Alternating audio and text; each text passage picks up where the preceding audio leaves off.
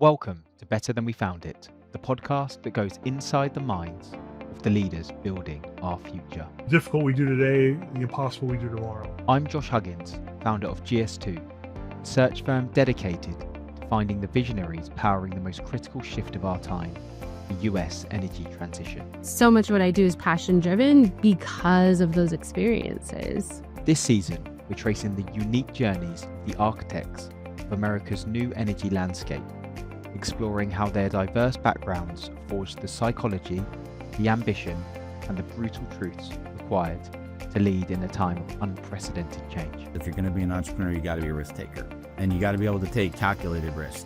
My mission is to uncover the playbook of the leaders in the arena, so that we can all learn what it takes to build a world that's truly better than we found it. Hello and welcome back to another episode of Better Than We Found It. Today's guest is a leader who proves that a single moment of insight can change the entire course of the industry. Michael Chanin is the founder and CEO of Cherry Street Energy, the largest non-utility renewable energy provider in Georgia. His journey began not in energy though, but in high-stakes finance at Goldman Sachs during the Great Financial Crisis, after studying human rights at the University of Cambridge.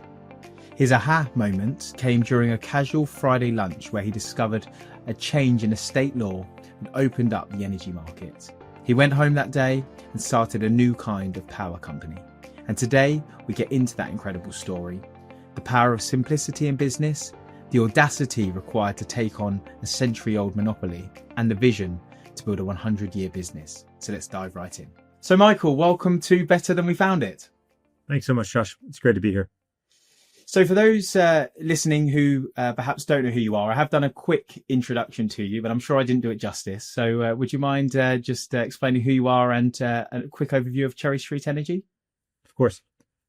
I'm Michael Chanin. I founded 10 years ago Cherry Street Energy, which is a power company. We're based in Atlanta, Georgia, and we serve customers in the southeast of the United States. We sell competitively priced electricity, distributed generation at our customers' locations for cities like Atlanta or corporations like Delta Airlines. Excellent. Well, I'm looking forward to diving into that in more detail. But to start with, I'm really keen to hear a bit about your story. And I think the thing that stood out to me when I was doing some research before the conversation was the paradox of your career. It almost reads like two different career paths: a human rights scholar from Cambridge and high stakes investor from Goldman Sachs during the financial crisis. So tell me a bit about your kind of early career and how the sort of combination of those areas has helped shape the leader that you are today.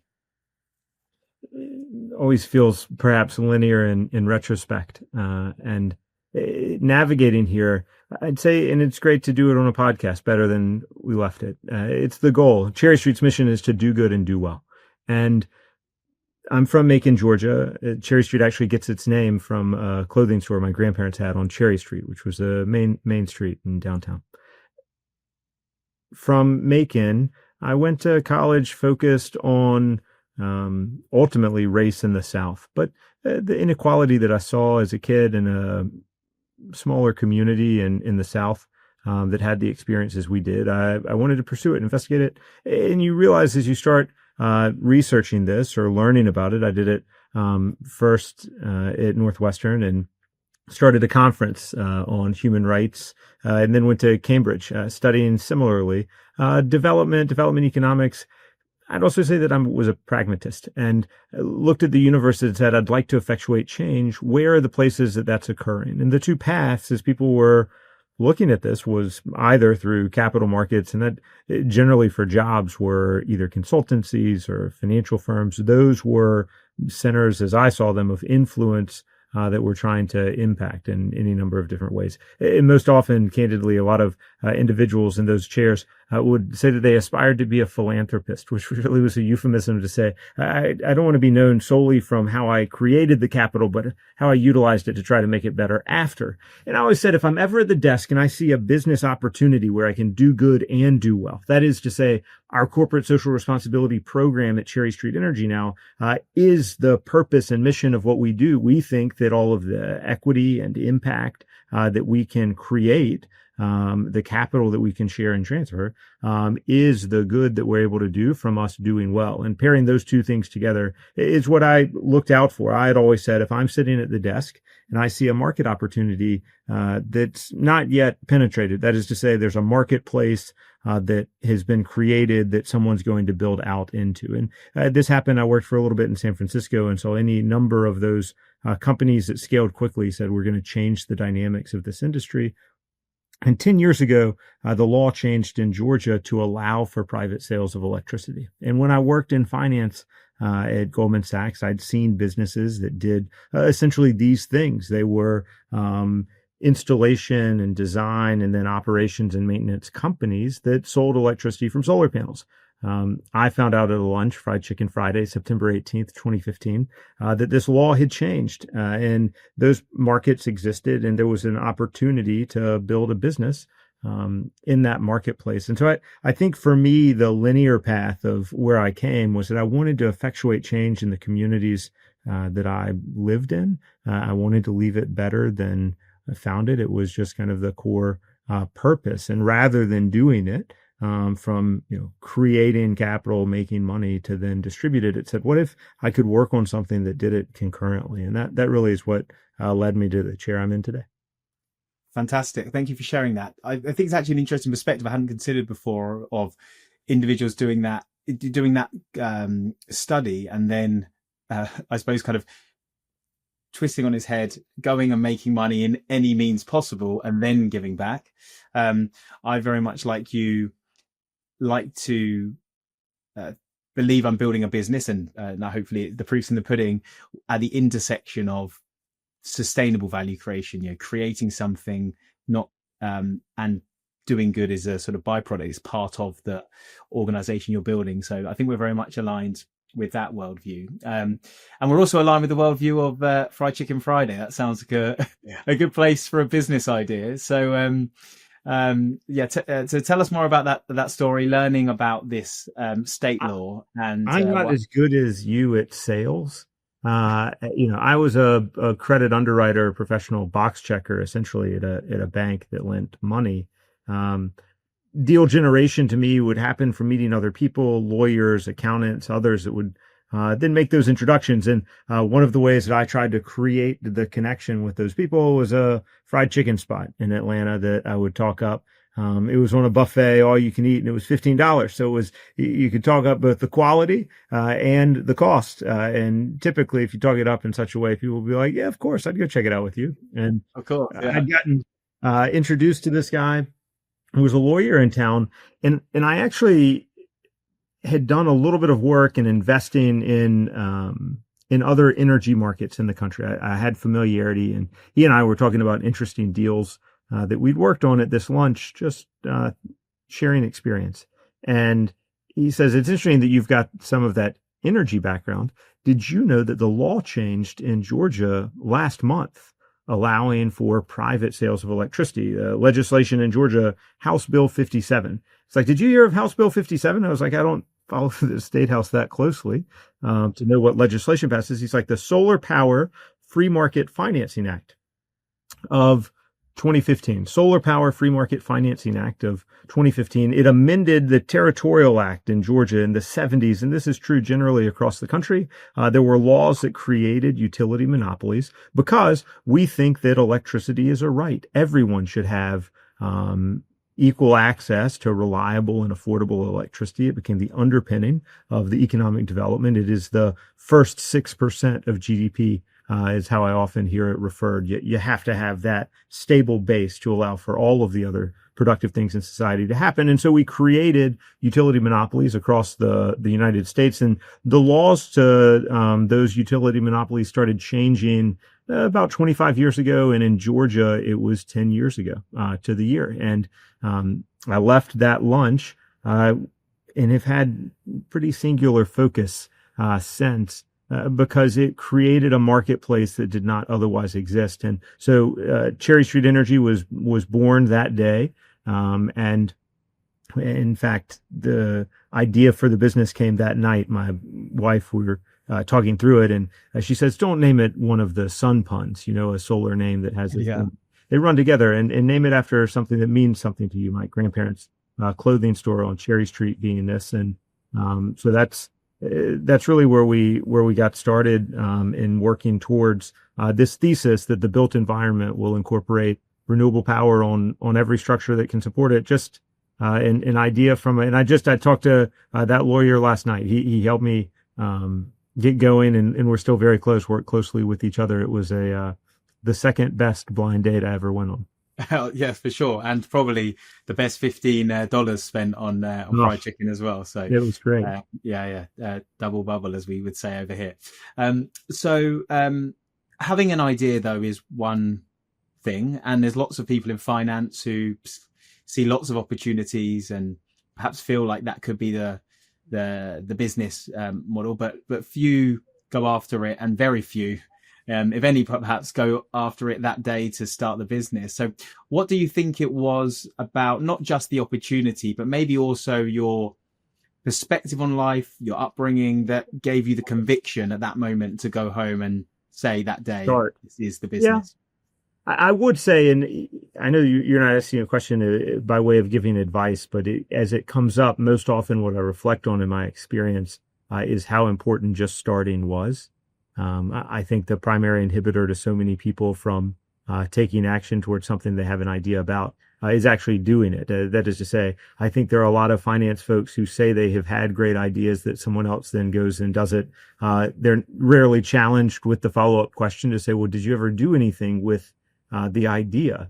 And that risk, my father would say when early on starting it, just a reminder that I woke up on third base. It just was not me that hit the triple, which is to say, there was a lot of privilege that I bring into a lot of opportunity that I've had, whether academic or otherwise, or as it continued. And so the network that I had to have that conversation, to then set up a business and make the first set of phone calls to both raise capital from banks and these types of things. That process is something that I've been through and seen a number of times. I'd also say being in San Francisco, and this is why I think ecosystems matter, where those in London who are doing incredible work have wonderful opportunity. But I'm talking to a friend tomorrow, in fact, who's just starting in a business. He's a physicist that sits in Cambridge. The network effect of connectivity of those people, of just being there and seeing it. I was in San Francisco in 2011 to 2014 in watching founders and thinkers and others who would just say, I have this idea and I'm going to pursue it, and taking that first step, I think really motivated me. When I got back to Atlanta, I moved back in 2014, started the business in 2015.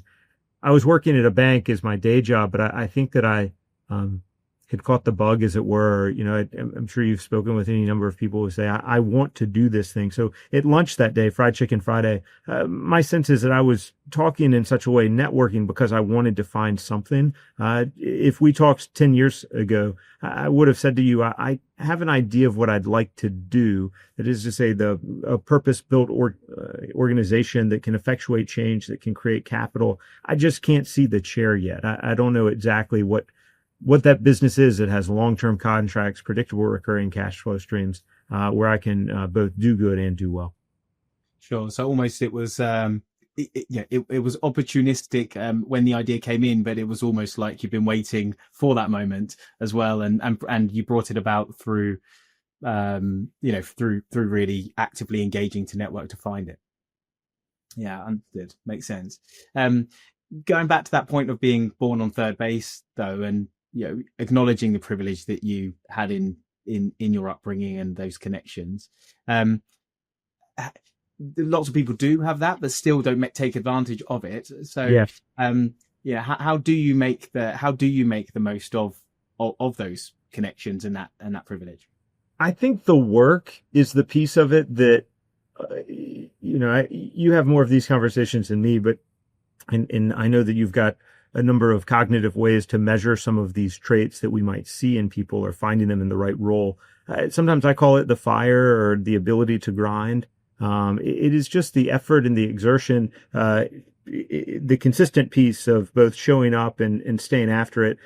And I'd say that's coupled with your question was related to the network of it as well. It's having the specific ask. I'm sure, I mean, certainly in your seat, people say, I'm looking for a job. It's much harder to help someone that says, I'm looking for a job. It's much easier if they say, I'm very interested in this role. And here are 4 firms that have it. Can you help me get in touch with someone there? They've probably got a 25% chance of getting it. Someone that calls and says, hey, I'm interested in a job and I see you're hiring. There's no way. And so it's that combination. It's the tenacity of doing the work to figure out where those 4 roles are. And then working the network piece of doing there, being able, I got a piece of advice very early in my career. And the gentleman said to me, he says, the most important lesson that I can give you is that you have to ask for the business. For sure. Well, I preach that every day. Just because you think you're going to get it, or just because you have the relationship, still doesn't mean that that's the final part to get you over the line. You've got to ask for it, and I think that's really important. What about reflecting on your actual time in finance? And you've mentioned the time on the West Coast and what that brought for you. But what about the time in finance? What did you learn about being in that industry, and how has that helped you in starting? Back to the element. I mean, hard work is real there too, and a lot of those folks are they get after it, and that was helpful to see. I mean, I would say that is relevant to know that you can tread water and to see others that do so. It both builds confidence, and it was reflected back to me. I wanted to stay as and get a PhD, and the advice I received was that I should get a job. And so in looking for finding that, I'd get phone calls from my parents that would suggest that, this is your PhD. I was working at Goldman Sachs during the great financial crisis. And it was an opportunity to study why businesses failed, the challenges that businesses face in overwhelmingly unforeseen circumstances. And, on the edge of the financial abyss, understanding what works and how it continues to work and how people continue moving forward. And especially in what, I see reflected with some frequency now of the solar coaster, which is to say the industry that we operate in has a lot of variability, some of it self-inflicted and some of it outside of our control. And the focus for me and my chair is to build a stable foundation on which we can continue to build a 100-year business. And those learnings from finance, both how to capitalize, how to think about structure, the challenges that businesses confront and face. And then some of it's just the reality of what actually happens when you run into those. How does that ultimately work itself out? The last question I want to ask you about the journey, and I suppose the practicalities of going from an idea to a business, was your story that you told me in our pre-call around how you managed to land your first major investor. Because people have these ideas, they then maybe have the conviction to go after it and start, but raising capital is, of course, a key component of that. It'd be great if you could share that story, and I suppose just third base again. And I just sit. It's right here behind me. The team made a mural on my wall of what was the cover of the first pitch. The first pitch for Cherry Street Energy was to my hometown of Macon, Georgia. This is actually a drawing of the notable buildings in Macon. There's a civic auditorium, my grandparents' clothing store, Stevens, as well as City Hall. And I called the mayor of my hometown, a gentleman called Robert Rickert, about a business idea. He says, about what? And I said, solar power. He says, good, I'll bring my green team. And my wife, Amanda, got this picture of Macon. It said, reimagine the notable buildings of Macon with the incorporation of solar panels, distributed generation. She even included our dog, Darla. 5 minutes into that first pitch, the mayor says, Michael, let me make sure that I got this right. At no cost to the city, because you're going to pay for it. You're going to save us money because your electricity is less expensive than Georgia Power's. And I get to stand on the front steps of City Hall with that photo man taking my picture, telling everybody I've gone green. What am I missing? And I said, fortunately, Mayor, you've known me my whole life. He drag raced against my dad in high school. They grew up down the street from each other. His oldest daughter is one of my best friends, still talk to frequently. I said, you've known me my whole life. This is inevitable. The built environment will incorporate renewable power on every structure that can support it. He says, well, let's be first. So the first private sale of electricity in Georgia was between Cherry Street Energy and Macon-Bibb County at the sheriff's office. And shortly after that deal was announced, the chief sustainability officer for the city of Atlanta, a woman called Stephanie Stuckey, called, and she said, I worked on House Bill 57. I wanted Atlanta to be the first to utilize the benefits of this change. I said, well, you can be the second. So in very short order, that was the summer of 2016. We had our first customers, that product market fit. And from there, it felt off to the races. For sure. And as you say, getting started, getting that first customer, I know from running my own business, how big a deal that is, and what that looks like. But it must have been a momentous occasion as well. Oh, it's so hard to 0 to 1, right? It is I have this painful memory of very early on, the law firm that I had worked on this legislation I was working on at that point in time had suggested and asked me to participate on a panel basically demonstrating this. And someone from the audience who had a different business model than ours asked a question that he knew the answer to, which was, have you done this? Are there any examples of this having occurred? And it was no. And it was a frustrating question. It was a frustrating individual. And it was not wrong. And every customer that we wanted to get knew that same answer too. And so having someone that had trust, that was willing to move forward, the biggest challenge, candidly, in our sale is that we're asking a customer to sign a 20-year contract that organizationally they've never signed before at that point in time, because had they done it 6 months before, it was against the law. And so that change, it's the first day I found out about the change in law, the first phone call I made, the only analogy I could think of, which still resonates to a certain degree, it's like prohibition just ended. And we view these as generational contracts. It's 20 to 30 years, and all I see are rooftops. And so that fire that we talk about of trying to find someone that sees that same vision, to know that same inevitability, and can have genuine conversations to build trust with individuals about something they've never done before. That first sale, this first meeting, it's a nice memory to be able to walk back into every day. For sure, absolutely. So let's talk about Cherry Street and the business model then. So your motto, I believe, is simple as sunshine. So for our listeners, could you break down the business model and how you make the adoption of renewable energy easy, economic, and enduring for your customers? Cherry Street Energy is a power company that sells electricity to customers. Customers already today purchase electricity. In almost all instances, they're purchasing from an incumbent utility. Cherry Street, before these legislative changes, entered a marketplace where the primary conversations that individuals who were looking to purchase or have any choice in the electricity mix that they had, whether they wanted it for economics or whether they wanted it for sustainability or some combination, they were looking to buy solar panels from an engineering, procurement, and construction firm.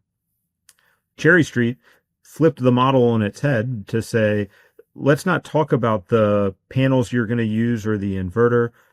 You should trust your power company the same way that you don't know what turbines being used or some of these other components. Trying to communicate with a customer about all of those complexities and then ask them if they wanted to have some large upfront payment was really one of the primary reasons that there's such little penetration of distributed generation. So the industry jargon, perhaps, for what Cherry Street is, would be an independent power producer or a third-party owner of PPAs, power purchase agreements.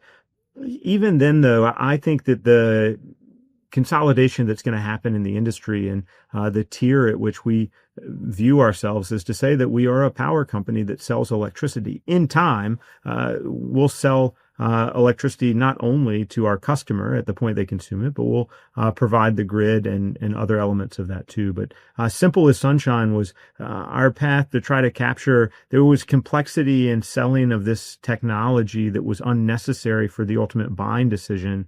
If that customer said, I trust you, the power company, to provide me reliable, affordable, and a clean electricity. And that's what we do. Sure, understood. Perhaps it would be useful to just, I suppose, sort of talk through those conversations with customers that have never, they've never done something like this before. So it is a different model. But as you explained in that first conversation with the mayor, it makes a lot of sense. But a 20-year contract is just by nature something people might be quite fearful of. So, how Can you ask a question, Josh? Because I'm not familiar with the mortgage market in the UK. Are mortgages common? The percentage of homeowners or those who have ownership, do they use mortgage products to buy property? Yeah. Mortgage products are probably 90+% of homeowners would have a mortgage. What's the traditional standard length of that product? I'd probably say 30 years, 35 years. Yeah, right. And so one of the things that I would confront early on, there's a business that's based here that distributes packages, and was talking to their team. They had this smart hub distribution center that they wanted to do something with. And the initial conversation of them incorporating a program like this, competitively priced electricity, this facility said, we spoke to finance and they said, we can't do any projects of a capital nature longer than 7 years. We knew the landowner that had built this smart hub for them where they were operating. And it said, can you go back and ask finance how long your lease at that property is? And they came back to us later that day. They said, the lease is 50 years with two 15-year extensions. So can you go back to finance and ask the question of, they just did not know that this was possible. They've put this into a categorization. A solar panel is warranted for 25 years. And frankly, they're working at 35 years plus with not overwhelmingly material degradation. The panel, the technology, it still transfers the electrons that you need in a predictable way. So much of the financial market for this, and it's the same for how we capitalize, although we don't talk to our customers about how we capitalize. That was another piece of Simple as Sunshine, and this still exists, frankly, in the marketplace. I don't mean to speak disparagingly of it. I just think it's a less compelling value proposition. You have a salesperson has to sit down and say, well, this tax credit kind of exists now. It might change. These are a couple of lease or finance options with a couple of different firms, or you could pay for it up front, or there's some other combination. So they were having to have how you could make it economic, right? So as we think about Cherry Street as economic, and then they're having the enduring of, here's the different types of technologies, here's how to think about O&M, this is when these need to be replaced. All of those conversations we've tried to strip out. Some of the questions, as you would imagine, that still come are, what happens if the sun doesn't come up? Which is a challenging one, and I still have a tough time with, because I'm not sure how serious that, it's like if the sun, there's several billion years left of that star, but if it doesn't, then we've got some dramatically larger problems. We've got some bigger problems than right? But those are still some. A lot of them are the structural or electrical ones that will continue working at getting better. We know the right steps to take. It does have to be structurally sound. I've talked to people that do like home air conditioning, or these types of commercial air conditioning units, big units that go on rooftops. If they have to deal with some of the questions about point load and roof warranties, and people are now just comfortable. I don't know if you ever see it around town, but here, especially in denser areas where getting a crane would be tough, they basically are dropping these off of helicopters, these big units, as they do replacement HVAC. And so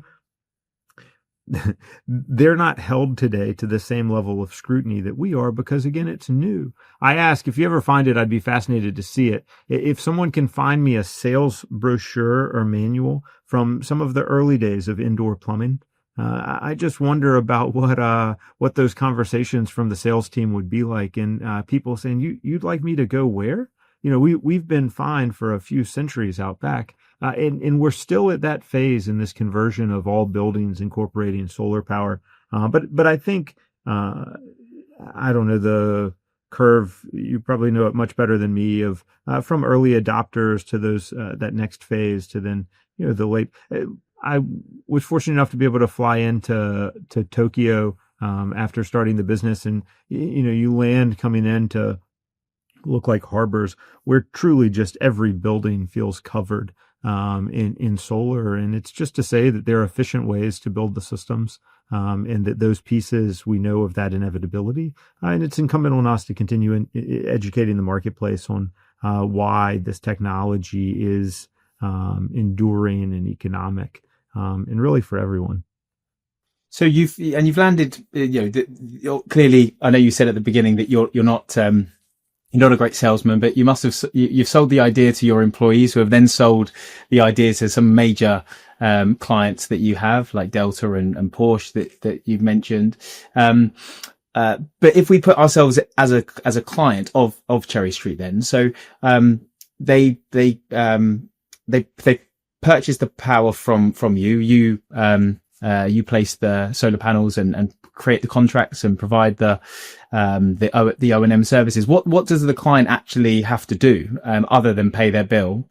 No, that's it. With you. Yeah, so that's the only thing. I mean, they have to sign the agreement, permit us access to those. We ask that they not, build Sherwood Forest on the south side of their building that would shade them out. There's some of these things that we'd like to make sure that we can receive it. But no, typically nothing else. I mean, continue doing exactly the things that they would like to do. And then in time, we want to make sure that we come back and improve that system, maybe capture more capacity, because our customers do get two bills. Typically, they'll get one from us for the amount of electricity that's produced from the solar power. And then they still get one from the incumbent utility when the sun's not shining. And today, most of our systems don't incorporate battery storage. That'll change in time, and is starting to. And ultimately, candidly, I think that we'll move to different models than this dual service model that exists today. But that's a future state of where it goes. Are you familiar with the book "The Emperor Has No Clothes"? I'm familiar with it, but I've not read it. No. It's about an emperor. He wore no clothes. Everybody told him how beautiful they were, except this boy in a tree who he's coming down through this parade route. He's wearing no clothes, and the boy in the tree says, "You have no clothes." And everyone's aghast, and then everyone's like, well, he's not wrong. And a lot of times I describe it to folks that I feel like that boy in the tree. So often, and this was the other thing in starting something. I mean, it's important, if anything, to fail fast and pivot. And it's one of the reasons we called it Cherry Street Energy. We could buy a small modular nuclear reactor, sell competitively priced electricity, build a 100-year business. Probably would be a pretty big buyer of those. And we're not, because they're not here. Technology doesn't exist yet, and even permitting could be decades away. And so by far the fastest, the most cost competitive way to incorporate these technologies for customers are the technologies that we're choosing. And so most often in the conversations that we have, and we work hard to not be antagonistic, but there's a person on our team, he's been here 7 years now, maybe, that I don't know whether or not it was me that convinced him. I think it was we shared a passion about something, and happened to have a platform that we're fortunate to have him on the team. But we were on a call, and he got off and looks over at me and says, that person had a very strong opinion about something he knew very little about. And then he got ready to write the follow-up email and have the other call and keep working through with him to explain what we believe to be so. And that is the core drive for our team, and having these conversations. We have to do it with kindness, but we also do it with deep curiosity and pretty healthy competitiveness to keep moving it forward, because we are fortunate. It gets back to where you and I started in talking about this, leaving it better, but having a purpose built organization where it felt like we could do good and do well, and that people are mission aligned because we feel like we're effectuating change. And when you have this, this passion for what you do and believe that it's the right thing to do, and I wholeheartedly agree. Just to clearly state my opinion on this, but you are facing a challenge in not just with your clients as customers, but also with the wider political landscape around the subject of renewable energy. That there must be some challenging times when you're talking to these customers where maybe you feel like you can't get through. And how, as a leader of the organization, how do you convey that message to your team to perhaps not get frustrated and to continue in the right way? Because I'm sure with passionate people who believe in this mission, they must find themselves knocking their heads against a brick wall a few times a day.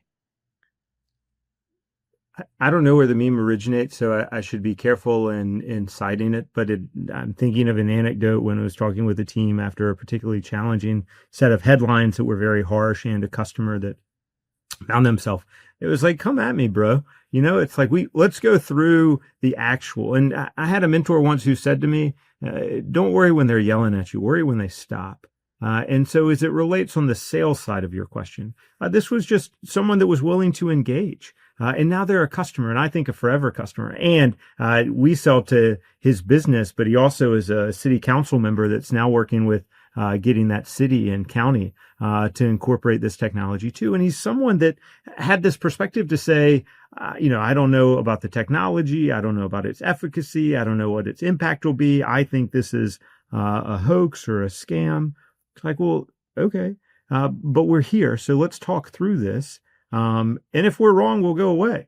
But just hear us out, and then hear those. And this is where leadership matters. I mean, fortunately, it's like, okay, well, you might not believe me, but Porsche has determined that they're going to incorporate this into their plant. And by the way, they signed a longer contract than typical because they wanted more certainty and a lower starting price. And so having both the reference points, which help, technology, there's this amazing, I'd encourage anyone to go back to the 1954 article. The New York Times covered this miraculous invention from sand that can convert the sun's light into electricity. And the eagerness and excitement with which this technology was treated and welcomed for the almost limitless possibilities of us appropriately harnessing this resource. And we're now starting to get to see the momentum of that opportunity. And so I think that's both, the first piece was how to communicate that with a client, those challenging conversations. It's like, we welcome challenging conversations. That's okay, because you're talking to us. So let's go through this. And, if it doesn't work out, that's okay.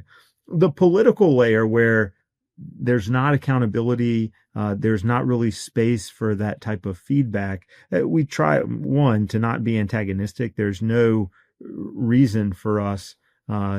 There's policy engagement, and any number of firms should do that through lobbying, through direct engagement with elected leadership, and participation to make sure that the careers we create, the economic opportunity is known. But being boisterous about some of the elements we find are just not productive. We talked as a team yesterday on some different layers of where one might engage. And the question we have to ask ourselves is, what is the audience that we want for that message that we're going to deliver? And what is the outcome that we expect? And if the audience and outcome aren't there for our core purpose and in the mission of what we're doing, we typically just don't engage. For sure. But I think it's important as a leader to be having these conversations, because clearly they are coming up. And if you don't address them, then maybe the team feel unsure as to how to act. Morale and message for me is important in focusing on that, because the team can feel, beat down or demonized, or, these uncertainties. Sure. So when you think of it from a broader business perspective, clearly you're on a journey, and your growth has been fantastic to this point, but I'm sure you have much bigger plans to continue to grow and expand. And when it comes to people and as a leader, what do you find being one of the biggest challenges in recruiting, or both attracting and then retaining top talent who not only believe in your mission, but also have the right characteristics to be successful in your firm? People are so critical, right? I mean, we always, I even refrain from saying it because it seems trite when it gets trotted out so frequently, especially at the big corporate scale of our people are our greatest asset. And it's true. It's so critical, and it has been at each stage of growth. I'd say a couple of things on attracting and then retaining. Attracting talent, we're very fortunate to still be so purpose and mission driven with a core set of dedicated individuals who view this not just as a job, but an opportunity for impact. And that for us, we still hire for. I mean, at 6 months at a time, we plan as a company, we come together, everybody, to go through this around the times of the solstice. And when talking at that point in time, I typically ask pretty openly for the team. It's like, don't get up and walk out right now. But if you wake up and roll your eyes, or you get emails from someone that's like, and this isn't for you, this is a group of people that are absolutely focused on an outcome, that want to. And frankly, underperformers do not like being with overachievers, and overachievers do not like being with underperformers. And so we're a group of overachievers. And if one's not comfortable with that, that's okay. And we, in fact, don't have judgment about it. We can be very helpful in finding or placing those that don't want to be here. But in attracting that talent, I think communicating that clearly to people has helped us find that top talent, because this is not just a job. You travel a lot, so you've been to the rental car counters and you've gotten to the unfortunate employee at one that did not have inventory, which was totally outside of their control. And they've got just a counter full of people yelling at them. And invariably that person just like, I just work here. No idea. I got nobody to call. I can't fix any problems. It ain't me. And it's amazing to me most often that employee doesn't just walk off the job.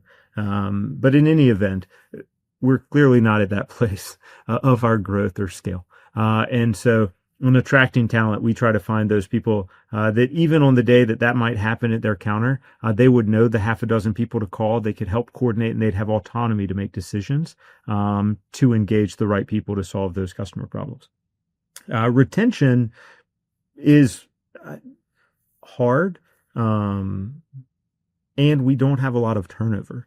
Voluntary departures for us are incredibly small, frankly. That'll change in time. I mean, that's still small numbers, but outside of moving, because we are, for the vast majority of our team, in office, in Atlanta, or in the field working on our jobs. And so that's a limitation on the attracting side. From a retention place, we find ourselves to be a great place to work. And we're fortunate to have a lot of people that enjoy being here. Sure. So in order to get to the point that you have, though, where you're able to attract people to a high performing team, you have to hire the high performing team. So what about the traits that you look for when hiring? When you were first building the business and looking at these key hires, what are some of the things that really stand out to you as behavioral characteristics, technical skills? Like what is it you look for? My short list now, having answered it before, I start with kind, we'll go curious, and then competitive. I didn't always start with kind before. I mean, we talk about it as a character trait. I start with kind now because we had a lot of very curious and overwhelmingly competitive people. And I've worked in environments that tolerate those that are very high performers, that never get picked for who are the three people that you get in the foxhole with type of question. And I find that that the culture, someone says, maybe the aphorisms like culture eats strategy for lunch, these types of things. And just that the kindness, the people here are kind to each other, enjoy working with each other, want to perform well for each other, and have that mutual respect. And that served us really well. And so we really don't tolerate top to bottom people that do not treat others with kindness. Curious because I don't know if this is good or bad. I'd push hard for individuals not to bring problems to me without an idea related to the solution. And the curiosity, it's, hey, this, sometimes just problems exist. It's like this event occurred and we've got to make decisions. Hold that aside. Here's a process challenge, that we're facing that's causing the slowdown. We don't want to find those people. It's like, yes, we can identify. The same would be, for us at the rooftop solar, it's like, hey, we should look at getting more million square feet flat rooftops that have high electricity demand. It's like, well, yeah. And so the process sometimes is the same. It's like, hey, this is a bottleneck for us in the business. It's like, well, yeah, of course, like we track data very closely and we know that's the thing. The question is, now you also have identified this piece. What are we going to do about it? And so finding that curiosity in someone that says, not getting out of their lane, because people have responsibilities, subject matter expertise. It's, we're not necessarily looking for, a non-chemist to give some chemical mixture because they think those colors would look nice. We're focused on saying, I have subject matter expertise here. I work collaboratively across this team and here's improvements. I'm very curious about how I can do this better. We fly a lot of drones. Here's a program that I saw and I see how this could implement. So finding curiosity is a set that matters to us, and competition. None of us like to lose in the marketplace. Understanding what we're not winning, why we're not winning it. If customers choosing someone else or choosing to do nothing, what are the ways of outreach? What is the communication? Where could we have improved? And continuing to cycle that back. For sure. Interestingly, Jody Snodgrass, my previous guest, the CEO of TrueGrid, asked me a question or posed the question that he asks at his interview stage, which kind of is similar to that point around competition. But his question is, do you love to win or do you hate to lose? And he asked that of all of his individuals that he interviews. How would you answer that if someone asked you that if you were interviewing for a role? I hate to lose. Well, that was his perspective, that if you love to win, there will be a time that you do not win. You can't win every single time. And when you love to win so much and you don't win, maybe your motivation level drops. If you hate to lose, your back's always against the wall and you will always make it right. So that's what he looks out for. But I think that competitive spirit and nature is very much around not losing rather than winning, which is interesting. I wonder if he, I don't know when you taped. Anyway, yes. The best golfer in the world recently was asked a question about how it feels to win, and he actually said, not great. It's like 3 minutes and then you got to go back to changing diapers. It's like, it's not that passes quite quickly, and there's a lot of work that goes between. Yeah. That was Scotty. I listened to that answer, and I thought it was an interesting one. It got a really weird media reception actually, which I thought was I was a bit surprised by, because I know, I thought misplaced too. It's like, I don't know. What do you thought? Exactly. But your points there, when I asked you those questions around what you look for, the interesting thing for me is, not one of those three or anything around technical skill sets. And I think that's really important, because I see a lot of companies, particularly in, technical roles, technical organizations where there is a high level of engineering need, and there's other areas that they can hire quite aggressively for technical skill set. But the point that I always see whenever we're brought in to an organization that maybe has made a bad hire is they've had to fire the individual based upon their behaviors. I mean, it's quite uncommon to have somebody who exhibits all the right behaviors, but you can't work with to turn around their performance or find somewhere for them.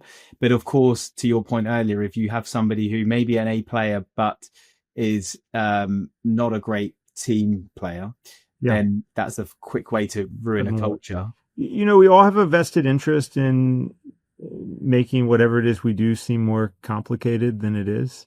And that was part of Simple as Sunshine too. It's like, there's no reason to complicate any of the things that we do. And so often, even in the heavily technical, I mean, our chief technology officer has 13 patents and a PhD from Georgia Tech. He is very technically aware, and we can test for these things.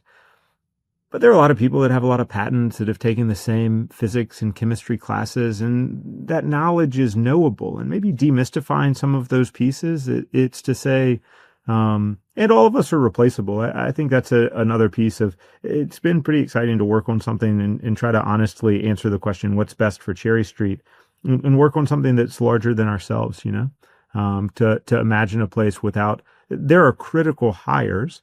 But there shouldn't be hires. I don't believe that if that person's not here, we would not make it, because that's not a durable organization. For sure. Yeah, and absolutely not a sustainable one, and then can't continue to make the impact you would like. So a couple of last questions around the vision for the future then for the organization. So, and maybe you can tell us a bit about where you are today, but also how you see the business developing and evolving over the coming years, and any key goals or milestones that you've yeah, of course. I'm sorry for cutting you off, but I was reflecting that I'm excited to answer this, and then I enjoy having these conversations. Thank you for having me on. I hope that I have an opportunity for us to do it again, and we have these nice timestamps of where were you, where would you like to be, and where ultimately would you like to go. Today we have several hundred distributed generation installations. We've got a backlog that would double that annually for the next several years, just with our existing base. And we should, because of great help from you and your team, we'll continue to add great individuals that can help us accelerate what is getting in our modeling to look like the asymptotic part of the straight up curve. The adoption that we're seeing in the markets show today some forms of exponential growth. So as we start incorporating solar and batteries and EV charging into all of the buildings, today we have hundreds. We're building our systems to anticipate thousands. And today we're really in a 9-state southeastern footprint.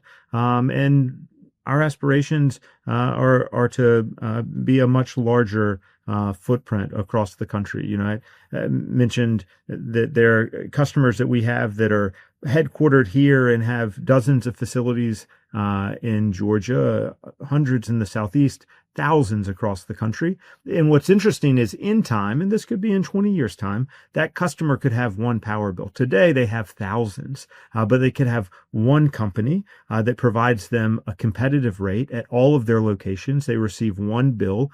And that marketplace should be better. The quality of that product that's reliable, that's affordable. That's an exciting longer term goal of where I think the market ultimately will end up. Sometimes I tell this story biblically to say I appreciate sort of the Moses character of knowing that I might not get there with you because it's decades away, but the foundation that we're setting today aspires to influence the outcome that we think would leave it better than we found it. So what is possible today, just to that point, what is possible today with a customer? Is it state by state, or can there be multi-state agreement? Yeah, totally. Well, we can go state by state, but even Georgia has 93 different utilities. And again, we still can do it. We can provide electricity. We could take, the market might call it in front of the meter, but you essentially could have the customer buy only from Cherry Street, and Cherry Street essentially passes through or takes some of that risk of the other electricity, and they'd have one bill instead of two. And especially as you start incorporating storage for managing those networks, the dispatch of that storage, the arbitrage that exists that would be managed by the independent power producer, by a company like us. A lot of those things are technically possible today. It's very specific market by market. And we're starting to see some of those in the Georgia Power territories. There's a solar plus storage pilot that would allow us to do some of these things. Excel Energy in the U.S. and Minnesota announced, I think just today, a several 100-megawatt program of solar plus battery storage that would enable these types of, if the market calls them virtual power plants, or a lot of the different, some have called it infrastructure as a service or energy as a service, or a lot of those elements. So parts of this are available today, and then I would say it kind of depends on the customer, on the territory, and exactly the things that they would like, which is not simple as sunshine. Yeah. Well, I'm sure you'll get it there at some point. In due time. Yeah, for sure. So the energy transition, it is full of complex challenges. And as you say, you need the people who can help you overcome those. But to end this part of our conversation, what is it, if there was one thing that gives you the most hope and optimism for the future of our renewable energy industry, what would that be?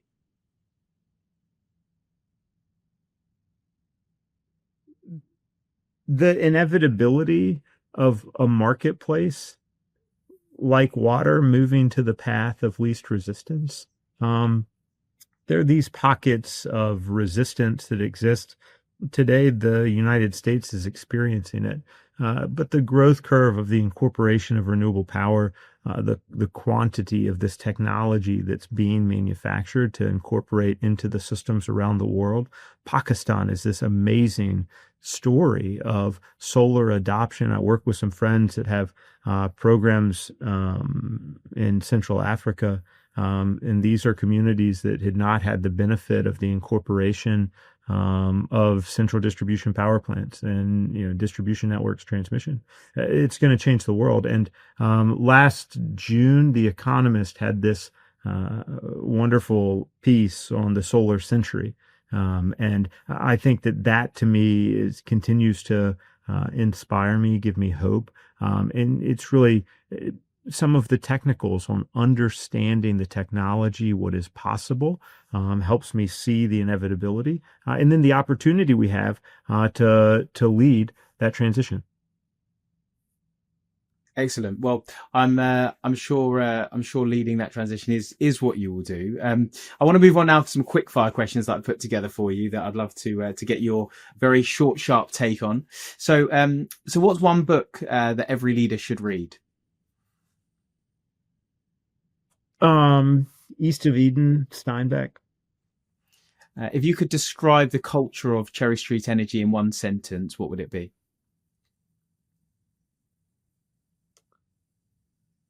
Kind, curious, and competitive. And who's a leader that you most admire? A leader that I most admire is Jamie Dimon. And what's the most underestimated trait of a successful leader? Empathy. When you look at your job today, what's your favorite part of it? Building the team. And if you weren't in energy, what would you be doing?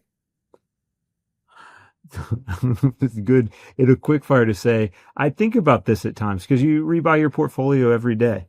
The real answer is I don't know. At some point that's not on the podcast, we'll have to have a conversation because after a decade of being in my chair, and I've befriended a number of founders now, it turns out that there's like a common thread of founders asking themselves that thing and thinking of myself in a separate space from the chair I am today. Finding roles where I can effectuate change, where I can help people find purpose. My core strengths are capital formation and now energy and this energy transition. But those elements, doing deals, I was with someone recently who runs an enormous business. I mean, I 500,000 employees. Wow. And the conversation was similar for her too. And what was interesting is even at that stage, or the question that was very similar to this, she was much more rapid fire and says, I'm a deal girl. I'd get back to doing deals. Yeah. And I think some of that's true. I really enjoy doing deals. For sure. Well, maybe we can have that longer chat over Fried Chicken Friday when I come down and see. Hey, get involved. Come on. Exactly. What's the best piece of advice that your father ever gave you?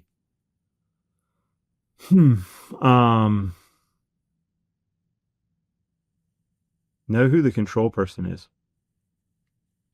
And what's a common myth about the solar industry that you'd like to debunk? The fundamental attributes of the technology, not even the fringe elements that speak to the parasitic, or, is it harmful from the water rolling off of it? But just the core reliability of this technology, that every satellite orbiting the Earth is powered by it. It is predictable, it is reliable, and now it is by far the most affordable way to create electricity. Einstein won his Nobel Prize for what? The photoelectric effect. Yes, yeah, you taught me that on our first call, so I thought I'd have to throw that one in there. And finally, if you could describe the future of energy in one sentence, how would you do it? The future of energy is abundant. So a question I've added into this, because I'm very interested to hear who people would say, is if you could recommend a leader from the clean energy or renewable energy industry to be a guest on the next series of Better Than We Found It, who would it be and why?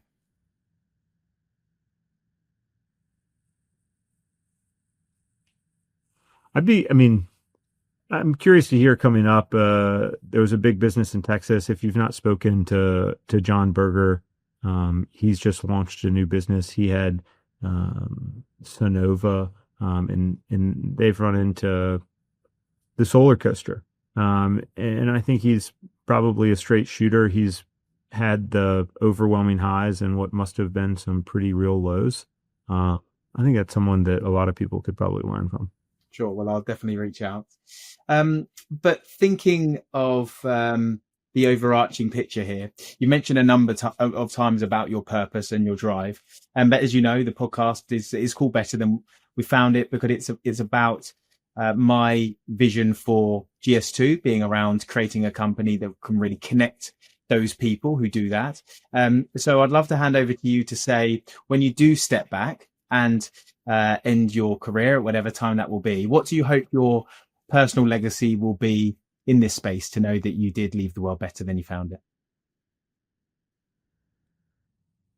As we conclude, one, I would just say thank you, because I think it is important for us to talk about purpose, why we do those things.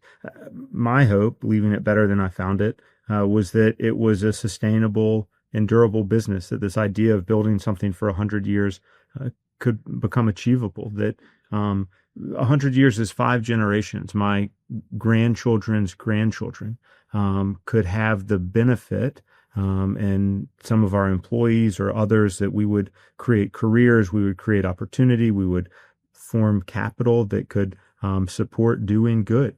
And that legacy, careers, community, and the family impact that can make would be meaningful, and a testament to having left it better than we found it, and in a way that was what I hope and we commit to is truly sustainable. I mean, the impact of anthropomorphic climate change, interestingly perhaps, is something that we've talked very little about today, and one of the overwhelming realities of why these types of transitions ultimately are going to be necessary.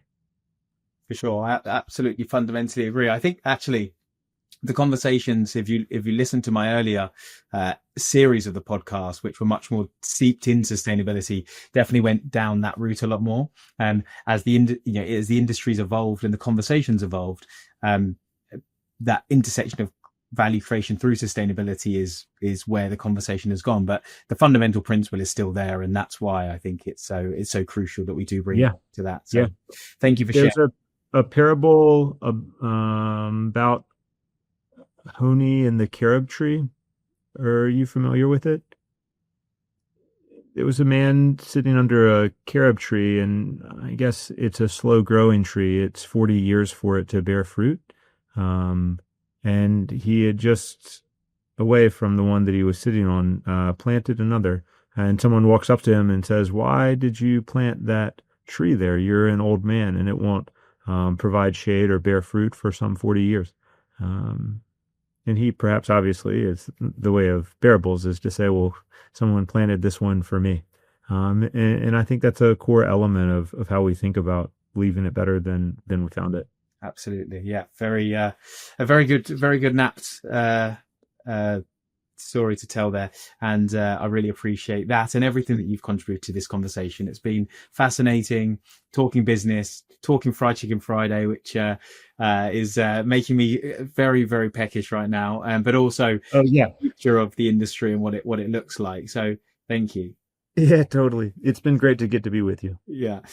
So if people have listened to the episode today, they're interested in the model of Cherry Street, they're keen to find out more, they're keen to talk to you about the industry and its, in all its glory. Would you be happy for people to reach out, connect, or engage with you in any capacity? Yeah. Wonderful. Absolutely. Excellent. Well, look, I really appreciate your time today. Thank you so much. Maybe we will have to do a part 2 and see where you get to. But until then, I just want to say thank you so much for that, for what you're doing with Cherry Street Energy. And I wish you all the best for the future. Thanks so much, Josh. To you as well. Cheers. All the best. So Michael's story is a powerful lesson in conviction. It's not about seeing an opportunity that others miss, but it's having the courage to act on it immediately. And what stands out to me is his relentless focus on finding the right people to carry that vision forward based upon their behaviour and the culture he wants to create. He also shows that the best leaders are not just operators, but they're storytellers who can take a complex world and make it, as he says, simple as sunshine. And I believe that's truly how you leave an industry better than you found it. So thank you for listening today to Better Than We Found It. To learn more about Michael's work and Cherry Street Energy, please visit him on LinkedIn or on their website. And if today's conversation resonated with you, please share it with a friend or a colleague that you think would be interested. And that's how we can amplify our message. So until next time, take care and thank you for leaving it better than you found it. Thank you for listening to Better Than We Found It. These conversations are a powerful reminder that while emerging technology is crucial, having leaders with the conviction and resilience to see it through is the only way we will deliver what is required. This podcast is powered by GS2, where our mission is to build the leadership teams that are shaping the future. I'm your host, Josh Huggins, and the conversation doesn't need to end here. Please connect with me on LinkedIn to continue the discussion. And if you enjoyed this episode, please subscribe to the show so you never miss what's next. And until next time, let's all work to leave our world a little better than we found it.